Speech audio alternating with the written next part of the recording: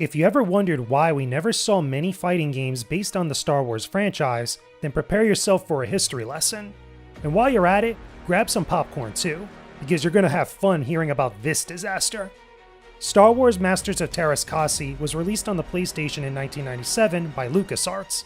Mind you, this was the same year that we got the Jedi Knight and the X-Wing vs. TIE Fighter series. Make sure you remember that. The story of the game takes place after the events of Episode 4 A New Hope, right after the destruction of the first Death Star. In retaliation to this defeat, the Emperor calls upon Arden Lin, an assassin who was a master of the ancient fighting style known as Teras.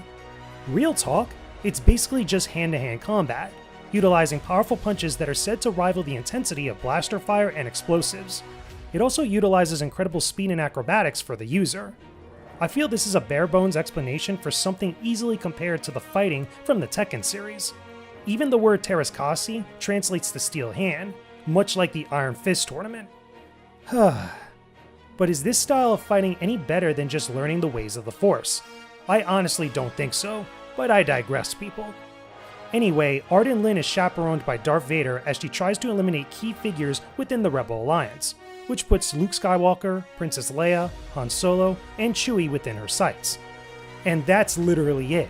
I'm not even kidding. There's nothing more story-wise beyond that.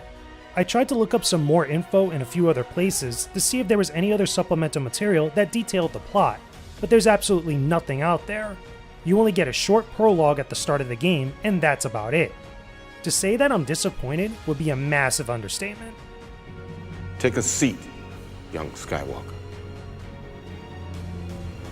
Where do I even begin with this thing?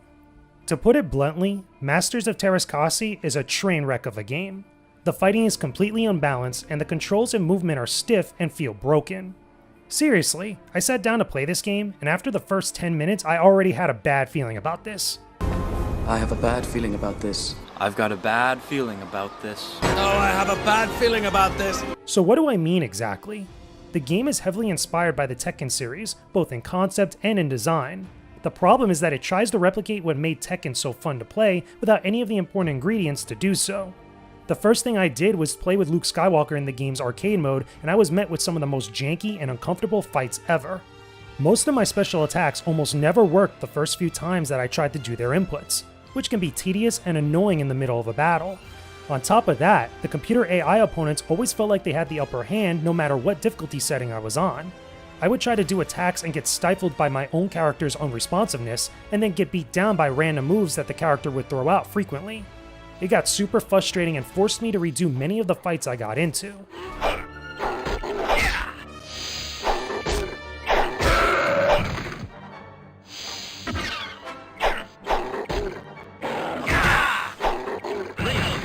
You lose. One thing that I found that was super disappointing to me was the shallow amount of game modes. You have the arcade mode, versus battles, survival mode, team battles, and practice mode, but that's about it. No story mode or anything that takes advantage of the Star Wars IP. You would think with a universe like Star Wars, more effort would have gone into making something that gave us more backstory. It's a very meager display from a very shallow game. I don't believe that. And you're sounding like a separatist. Now, if you really want to talk about messed up, the unlockables in this game are a complete embarrassment. We get some unlockable characters that are great additions to the roster, but how you obtain them is total nonsense. You have to finish the arcade mode on Jedi difficulty with specific characters to unlock them. You mean to tell me that I have to play through this janky game multiple times on the hardest difficulty setting in order to fill up my roster? Oh, but it gets even better. In order to unlock Mara Jade and Jodo Kast, you have to defeat the CPU on Jedi difficulty in a preset team battle for Mara Jade, and then win more than 10 matches in survival mode to get Jodo Kast. Come on, bro. How did anybody at LucasArts think that this was a good idea? But that's not the thing that gets me the most annoyed. When you play through the arcade mode on Jedi difficulty with Chewbacca, you unlock, and get ready for this, the stage select for versus mode. What? Are you kidding me? For real, that's it? How can you do this? This is outrageous. It's unfair. You mean to tell me that a standard thing in almost every video game out there, especially fighting games, is now an unlockable that you have to earn on the hardest difficulty setting? Come on now! That is the biggest pile of bantha fodder that I have ever seen within a Star Wars game. For real. Let's not put this off any longer.